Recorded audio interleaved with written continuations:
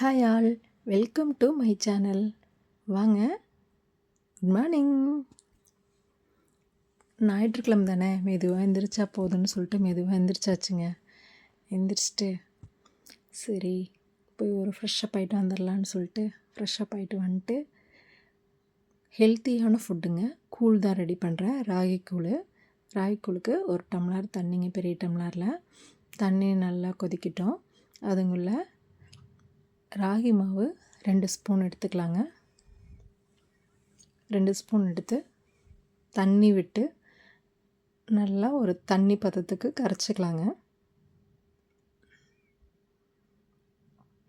ராகி ரொம்ப நல்லதுங்க ஹெல்த்துக்கு. தயவு செஞ்சு எல்லாருமே ராகி எடுத்துக்குங்க. ஏன்னு கேட்டால் எலும்புக்கு ரொம்ப நல்லது. எலும்பு நல்லா வலுப்பெறுங்க. நல்லா தண்ணி கொதிச்சோணும் அந்த ராகி மாவு கரைச்சி வச்சுருக்கோம்லங்க, அதை விட்டு நல்லா கலந்து விடுங்க. கட்டி பிடிச்சிரும். நல்லா கலந்து விட்டு தண்ணி நல்லா கொதித்து வந்ததுக்கப்புறம் நல்லா கிண்டி விட்டுட்டே இருங்க.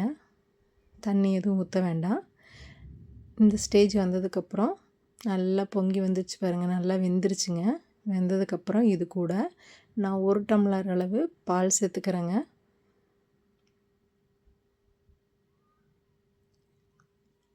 பால் சேர்த்து நல்லா ஒரு கொதி வரட்டுங்க. நல்லா கொதி வந்தோடனையும் சர்க்கரை உங்களுக்கு தேவையான அளவு சேர்த்துக்கலாம். நாட்டு சர்க்கரை சேர்த்துனாலும் ஓகே, ஒயிட் சுகர் சேர்த்துக்கிட்டாலும் ஓகே, உங்களுடைய விருப்பந்தாங்க. நல்லா கொதித்து வந்ததுக்கப்புறம் காலையில் பிரேக்ஃபாஸ்ட் எனக்கு இது தாங்க. உங்களுக்கு பிடிச்சிருந்துன்னா என் சேனலை சப்ஸ்கிரைப் பண்ணுங்கள், லைக் பண்ணுங்கள்.